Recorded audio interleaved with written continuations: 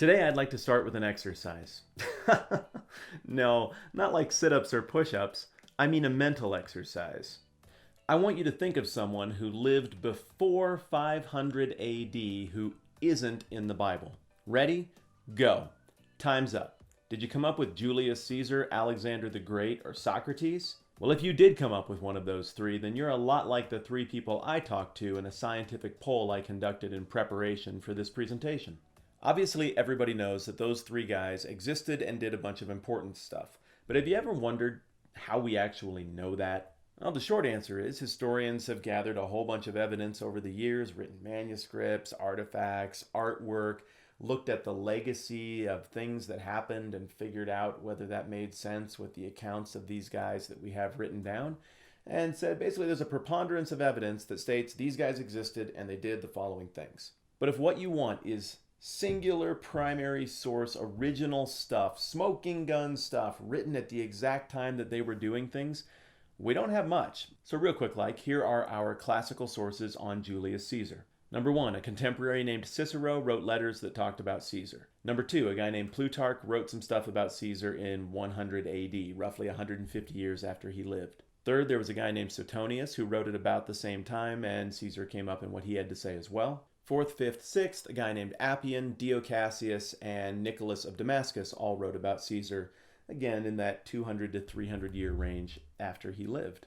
Beyond that, we can confirm that there was a guy named Caesar based on the fact that there's a famous sculpture of him that got copied and copied and copied and copied, and based on the fact that he coined money. But mostly, do you know how we know what we know about Caesar? It's from stuff Caesar wrote. Caesar told us about Caesar. He was a prolific author. He wrote about his military exploits in Europe, and we still have all of that stuff. So we know a lot of stuff about Caesar from outside sources a long time after the fact, but we know a ton about Caesar because of what Caesar said about himself. Well, Caesar lived from about 100 BC to 44 BC, but if we want to talk about Alexander, we have to go even further back. He lived from 356 to 323 BC, and we have no contemporary accounts that survive of any kind of first-hand description of what was going on. Rather, historians depend on roughly third-hand accounts that came up 300 or 400 years after the fact. That doesn't mean we don't know anything about him, though. I mean, we know a ton about him, and all of those different sources roughly line up and give us a pretty clear picture of what his life was like.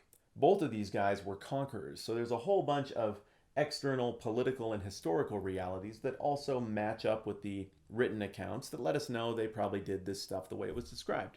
Socrates is a little bit of a different deal, though. He lived a generation before Aristotle. He's regarded as one of the great thinkers in the history of the Western tradition, but he didn't write anything down, and nobody at least immediately recorded exactly what he was saying. We have stuff that Plato, his student, wrote down that gives an account or an idea of what Socrates was about, and we have some other external accounts that are just way after the fact. We have no architecture, no relics, no coins, no conquest. And the earliest copies we have of stuff written about Socrates post-date him by hundreds and hundreds of years. My point is that if you really go and look about how we know what we know about these super famous people, there isn't a ton, but it's quite a lot to have surviving for 2,000 or 2,500 years. And it all lines up with each other and with logic, so we take it for what it is. But what about Jesus in the early church? I mean, if some guy showed up, taught all the stuff that he taught, made the social waves that he made, performed public signs and wonders all over the place that everybody saw, then got executed by the state, then 3 days later came back from the dead, then showed up in front of a whole bunch of people and had meals with them and hung out with them until he eventually ascended into the sky, witnessed by people who were in agreement that that happened. And then a little bit after that, the Holy Spirit shows up, and all of a sudden Jesus' followers can speak languages they don't speak, and then they start healing people, and dead people are coming back to life, and this church goes from a group of about 120 people to a group of thousands and thousands and thousands of people that eventually becomes such a big deal that Rome decides it needs to try to suppress this movement, and eventually they realize they can't suppress the movement, and people in leadership come to participate in the movement, and at that point Christianity becomes the dominant, even official religion of the Roman state. That's a really big shift in history. You would think that if all that stuff happened, there'd be some kind of documentation. Recently in my travels on the internets, I've come across some remarks or comments or articles that try to argue that there was no external corroboration of the events described in the New Testament. And that's just not accurate. It's not like an opinion question where One could see it this way and one could see it that way, any more than whether or not there was a Julius Caesar is an opinion question that one could see this way and one could see that way. We're talking about something that was documented and cross-referenced, and unlike Julius Caesar, who was the conqueror and had control over the information and would have been interested in suppressing information that made him look bad, the church had no power. Jesus had no political power. And yet still, this movement was so significant, even from a position of relative social and political weakness, that these accounts still cropped up in the first century and managed to survive for the 2,000 years that have elapsed since. What I want to do today is take a look at that evidence and give you kind of an introduction to what some of that stuff is, where to find it, and how to read it. I've sat through a history class or two, so I know how easy it is to nod off and start to get incredibly bored by that type of content right off the bat. I'm telling you, this stuff is pretty interesting, and I hope you'll give it a look with me. But to help you better appreciate how big a deal it is that any sources continue to exist that confirm Jesus and the early church, I first want to talk about some of the challenges that you have to overcome when we try to look for this kind of source material. First, whether you're talking about Jesus, the church, or anything else, virtually no original material still exists from this point in history. You can get the impression watching shows like Indiana Jones that there are these huge temples just sitting around out there that nobody really noticed, or these giant treasure troves that it just never crossed anyone's mind to explore, that are filled with all of the secret history of the classical world and mankind in general. Maybe somewhere there's somebody sitting on such a trove, but probably not just in an undiscovered, pristine archaeological sense. So not a lot of sources and evidence exists from this era in history because it's all kind of been used up or grabbed along the way. But second, because stuff breaks. Think about stuff that you still have from your childhood. How's it holding up?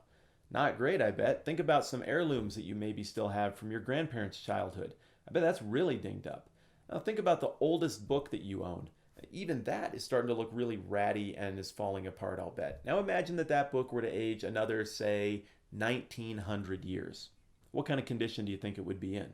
Stuff breaks. Paper falls apart. This is the nature of things. So if you have a surviving copy of a manuscript from the first century, it's a pretty safe bet that there were hundreds more where that came from that didn't survive the trip through time. Another reason that it's difficult to find external corroboration from the Bible that dates back to the first few centuries AD is that early Christians would have felt like that was already done. Well, we've got 4 accounts of Jesus and they all line up. That's pretty good. They're all in circulation. We've got this one mega document of Acts that describes the early church. We've got these letters floating around that the apostles wrote. Those all account for the same stuff. They did history in a way that made sense for how people did history at their time. What they did checked out as legit history in their immediate context. So again, the early church would have felt like they had done a magnificent job of documenting what happened. Okay, you've been very patient with all of the theoretical stuff. Let's get on to some specifics. What I'm going to look at now are excerpts from authors from the first century around the time of Christ who mentioned stuff about Jesus and the early church. I think you'll find this fascinating. Okay, number 1, a guy named Tacitus. He was an historian who wrote around 100 AD. Here's something he had to say. Consequently, to get rid of the report, Nero fastened the guilt and inflicted the most exquisite tortures on a class hated for their abominations, called Christians by the populace. Christus, from whom the name had its origin, suffered the extreme penalty during the reign of Tiberius at the hands of one of our procurators, Pontius Pilate, and a most mischievous superstition, thus checked for the moment, again broke out not only in Judea, the first source of the evil, but even in Rome, where all things hideous and shameful from every part of the world find their center and become popular. With each of these accounts that I'm going to read to you, I'm going to point out what things we can glean about the story of Jesus in the early church. In this, we see that Jesus was executed, that happened during the reign of Tiberius. We see that Christianity found its origins in Judea, and that it was significant enough to be pushed back upon during the reign of Nero, which was in the 60s AD. Number 2, a guy named Lucian, a mid-1st century Greek author, said this: "The Christians, you know, worship a man to this day, the distinguished personage who introduced their novel rites and was crucified on that account. You see, these misguided creatures start with the general conviction that they are immortal for all time, which explains the contempt of death and voluntary self-devotion which are so common among them. And then it was impressed on them by their original lawgiver that they're all brothers. From the moment that they are converted and deny the gods of Greece and worship the crucified sage and live after his laws. All this they take quite on faith, with the result that they despise all worldly goods alike, regarding them merely as common property." Okay, there's a ton there that sounds a whole lot like what we're seeing in Luke and Acts. Christians worship Jesus as God. They believe in eternal life. They're brave in the face of persecution. They count themselves as brothers and sisters. They only worship one God. Jesus was crucified, and they held their property in common, apparently meeting the needs of the poor. Those are 7 details that provide, in and of themselves, a pretty solid framework for what this whole story is about. But there's a lot more. A third author, Suetonius, who I mentioned earlier, wrote around 100 AD. He was a biographer of Claudius. He was a Roman, and it's a brief mention, but he says this: "As the Jews were making constant disturbances at the instigation of Chrestus, Claudius expelled them from Rome." Presumably this Chrestus is Christ, but it certainly matches up with the timeline and indicates a brief Claudian persecution because he misunderstood the relationship between Christianity and the Jews. Fourth, a guy named Thallus. Thallus apparently wrote in the mid-1st century, but we don't have any actual copies of his manuscripts. Instead, we can figure out that he wrote a book because a whole bunch of other people quote him in their works that do still exist.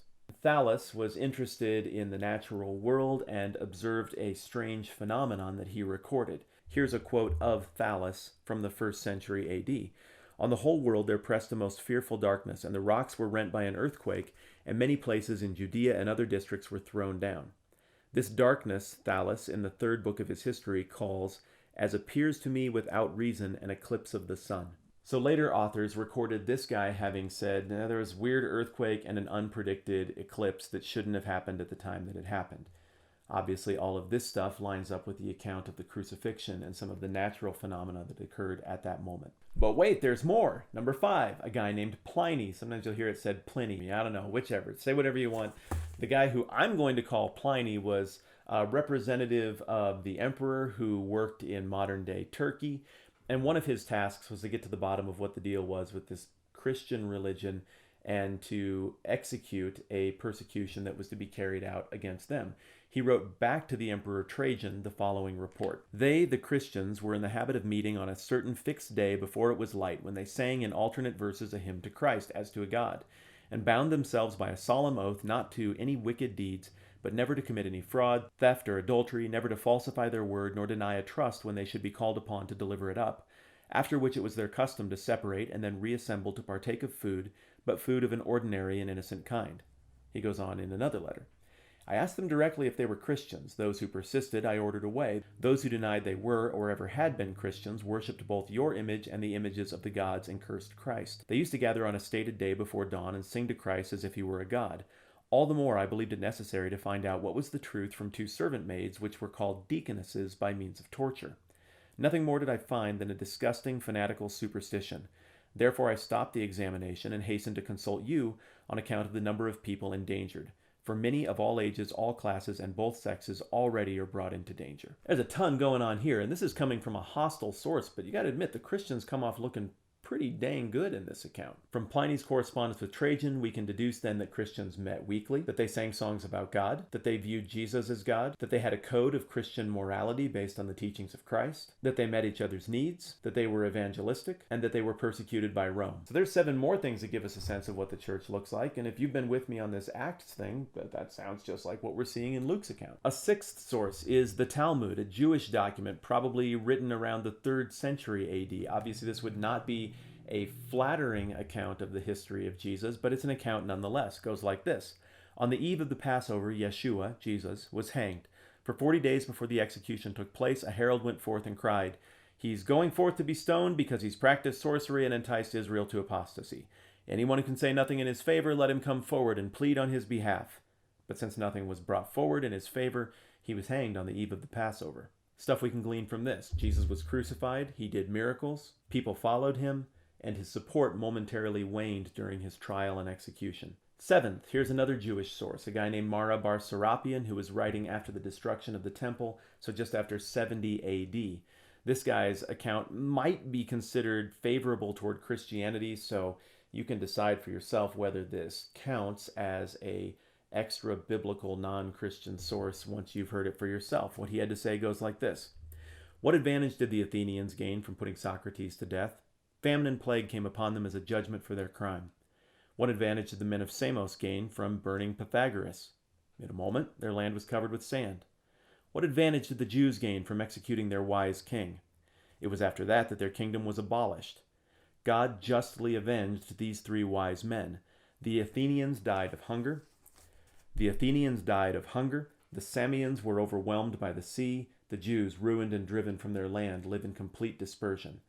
But Socrates didn't die for good. He lived on in the teachings of Plato. Pythagoras didn't die for good. He lived on in the statue of Hera. Nor did the wise king die for good. He lived on in the teaching which he'd given. Regardless of whether or not you agree with his position, we can still gather historically that Jesus was regarded as a wise teacher, that people followed him, and that he was crucified at the behest of the Jews. Eighth, a guy named Celsus, who was a harsh Roman critic of Christianity who wrote in the mid-100s. He said the following: Jesus, on account of his poverty, was hired out to go to Egypt. While there, he acquired certain magical powers.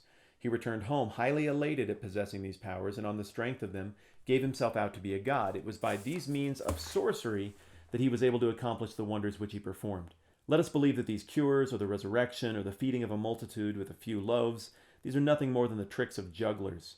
It is by the names of certain demons and by the use of incantations that the Christians appear to be possessed of miraculous power. Celsus's attacks on Christianity were so aggressive that they drew responses from key early church leaders like Origen. Even though what Celsus wrote was obviously biting and fully condemning of Christianity and anybody who would believe that stuff, still the fact that he wrote it, that it was a big enough deal to be responded to, and in the details he wrote down, we get further external corroboration of some of the details of Jesus in the early church. We can gather that Jesus went to Egypt, that he had power, that he proclaimed deity, that he specifically raised from the dead, that he specifically healed, that he specifically fed a multitude, and implicitly we can gather that the church mattered enough by this point for Celsus to throw his energy into this criticism. Ninth, a guy named Josephus also wrote about this stuff. He's maybe the most famous first century historian out of the Jewish ranks. He was a Jew who fought on the side of the Jews when they rebelled against Rome, but then when he realized that Rome was definitely going to win, he flipped sides and eventually became a Roman historian. He wrote great big volumes that tell us all kinds of things about the early age of the emperors in the 1st century AD, and not surprisingly, Jesus does come up in what he writes. But what Josephus had to say is contested. I am of the opinion that some of Josephus's famous quote about Jesus, that I'll read to you in a second, is a later addition by an eager Christian. But I'll let you hear it anyway. Here's how it sounds. Now there was about this time Jesus, a wise man, if it be lawful to call him a man, for he was a doer of wonderful works, a teacher of such men as received the truth with pleasure. He drew over to him both many Jews and many of the Gentiles. He was the Christ, and when Pilate, at the suggestion of the principal men amongst us, had condemned him to the cross, those that loved him at the first did not forsake him, for he appeared to them alive again the 3rd day, as the divine prophets had foretold these and 10,000 other wonderful things concerning him. And the tribe of Christians so named from him are not extinct to this day. It doesn't make sense to me that Josephus, who never converted to Christianity as best as we can tell, would have written in such favorable and even theologically accurate terms about the nature of Jesus in a history that was meant to be read by Romans. Additionally, the earliest manuscripts of Josephus don't include this stuff. It only shows up later on. But that doesn't mean the thing is a hoax or not useful to us. So let's just say that that was a later edition and take the version Josephus most likely wrote without any of those additions and see if it's useful on its own merit. Listen to this. About this time there lived Jesus, a wise man, for he was one who wrought surprising feats and was a teacher of such people as accepted the truth gladly. He won over many Jews and many of the Greeks. When Pilate, upon hearing him accused by men of the highest standing among us, had condemned him to be crucified, those who had in the first place come to love him did not give up their affection for him, and the tribe of Christians, so called after him, has still to this day not disappeared. See, that's still pretty solid. There's a ton there for us to glean.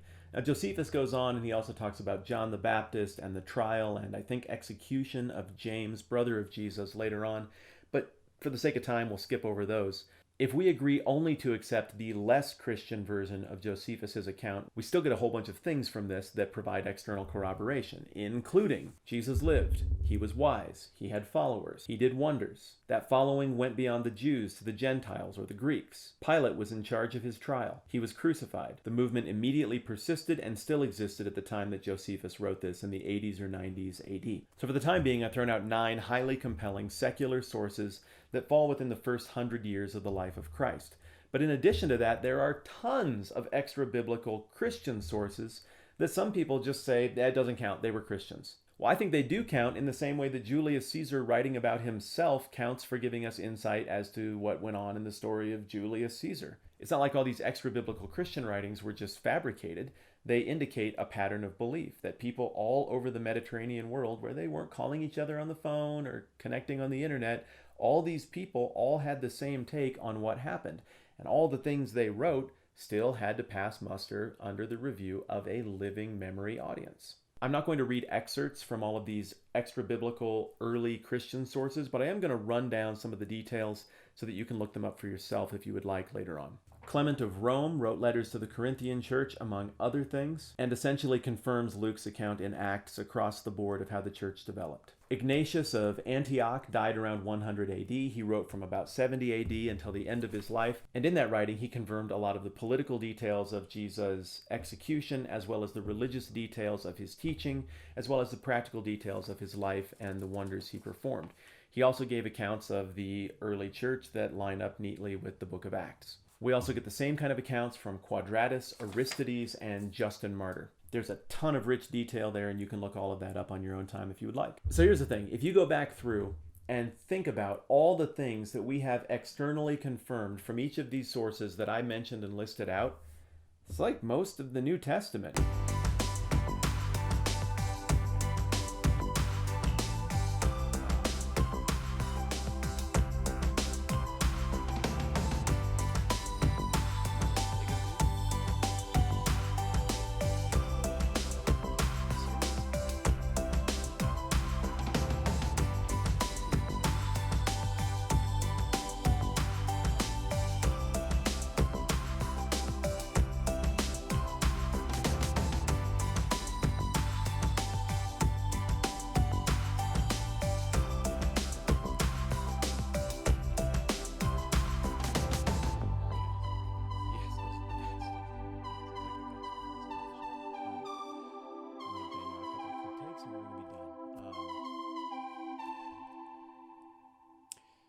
It's really well covered outside the Bible. And it's far better coverage than most of the things we think we know about this same period in history that don't have to do with Jesus and Christianity. Look, I'm not naive. I get what's going on here. It doesn't cost anybody anything. It doesn't affect anything. It doesn't weigh in on any political or social arguments of the day to think one thing or another thing about the people of Athens or Sparta or what was going on in Carthage in 150 BC. I mean, it's all interesting, but it just doesn't have bearing on today. But this does. I think the harshest critics of the Bible really exaggerate the quality of their position and maybe even tiptoe close to intellectual dishonesty when they say things like, there's no proof Jesus ever existed, or, well, the things in the Bible are only written down in the Bible and there's no external corroboration. It just ain't true. I just gave you 9 of them. You can look them up for yourselves. And you can go through and nitpick and try to attack the quality of every one of these things. But I was pretty honest with you about those places where those critiques hold water and where they don't. It's just historians who wrote things down. They weren't even trying to prop up the church. These external historians, if anything, were trying to criticize the church. Well, some might say, if this is also true, then why isn't there more archaeological evidence? What would there be archaeological evidence of? Jesus didn't build any buildings. He didn't mint any coins. He didn't lead any armies. There are no wars. There are no spear tips. There are no mass graves. There's a guy who taught ideas and did miraculous good things in front of people. The evidence is found in reason and in eyewitness accounts and those people who sourced those eyewitness accounts to write their own secondhand accounts, like most stuff in history. For those who would say, well, Jesus might have been real, but everything about the church was just because kind of a legend grew up around him and then people followed that legendary version of Jesus. But we're talking about a few weeks between the time Jesus was alive and the time that the church really got going. Legends don't develop that fast. Can you think of any corollary in modern times where huge groups of people suddenly imagine someone who's still alive or was just alive a couple of weeks ago to have been imbued with magical powers? I mean, nobody thinks that. Legends take forever to evolve. They take tellings of retellings of retellings of retellings over years, decades, generations, centuries. This just doesn't follow that recipe at all. The fact of the matter is, the accounts in the Bible, the historical accounts we looked at today outside the Bible, and the Christian accounts from outside the Bible all hold themselves out to be historical. That's the genre they're writing in. Nothing about it indicates that it's a prank or a hoax or that there was any power to be gained from having people accept the writings that they put down. All of that stuff that people think about the powerful church and the money and the armies, that is hundreds of years down the road. We're just not there yet at the point in history that we're looking at today. Look, what is irrefutable is that there is such a thing as Christianity and that there has been for 2,000 years. If Christianity has existed this long, it means we need to find a plausible explanation for where it came from. And since the origins of Christianity are not based in power or conquest, the most plausible explanation is the one that we actually have in front of us right now. It doesn't make sense to grasp at straws or try to pull things out of thin air to come up with something that makes more sense. This makes sense. Something miraculous happened. Sane, smart, capable people with brains like you and me, who are discerning like you and me, looked at it and said, I don't get it. It blows my mind, but I saw that with my eyes. All my buddies saw that thing too, and then we saw more stuff, and it adds up. And they gave their lives and they gave their stuff in dedication to that belief. That's the simplest, most logical explanation for what we see happening here. The simple reality is that all of these corroborating sources and the Bible line up neatly with what we see in history. All the locations that we see in the Bible line up neatly with archaeology and the geography from Roman times that we still have in front of us. All the places are in relation to all the other places as they should be and as they still are. The names line up, the dates line up. This looks like something that happened historically, and it looks like there aren't glaring historical errors in this account. Anymore, if you really boil it down, I think what people are really having an issue with is historical inquiry in general when they complain about the reliability of the Bible or these accounts. In the 21st century West, we're all pretty good at scientific inquiry, and we all understand those parameters. Without meaning any insult to you or to me, I just don't think it's quite as natural for us anymore to engage in non-scientific inquiry, to study the past. I think that we've kind of started to believe that everything that happened before right this moment is just totally a matter of opinion and interpretation. People lazily repeat things like history was written by the winners, when the fact is we have a whole lot of history that was written by the losers, like these people. They were not the winners at this point in history and wouldn't be for hundreds of years, long after their deaths. Historical research and inquiry is hard. It's a practice that we're not into. But if we take a few minutes like this to look at it together, we see that belief in the account regarding Jesus is not crazy. It's rooted in history, and there's a valid reason to think this. Now, last thought. I completely get that somebody could look at this same information, could read these same passages, and think to themselves, it sounds like people thought that's what was going on, but I don't believe it myself.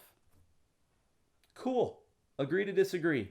This is the internet. I don't need to convince you. You don't need to think what I think. I don't need to think what you think. No hard feelings. I understand that like many people throughout history, not everyone today is going to buy it. Okay. But for me, it's very compelling, and it's not compelling without good reason. That Jesus existed, that huge multitudes saw Jesus do things that they were absolutely convinced were miraculous, that Jesus got crossways with the state, was tried, and was executed by Pontius Pilate, and that a widespread faith in him that transcended both Jews and Gentiles occurred immediately after his death are irrefutable historical facts as we define historical facts. Only people on the most radical fringe would try to argue that there was no Jesus and no early church. I know this was a very weird episode of the 10-Minute Bible Hour. We'll be back to the book of Acts next time around. It just seemed like a good idea to me to pause 4 chapters in with all of these fantastic accounts of amazing things that happened, and just stop and maybe kind of address the question, how do we know any of this is real? Hopefully it was useful. Hopefully you had some fun. Hopefully you stayed awake for the whole thing. Like I said, back to 10-Minute Bible Hour-iness next time around. I'm Matt Whitman. This has been like the 10-Minute Bible Hour, and we'll get going again in a week. Catch you soon.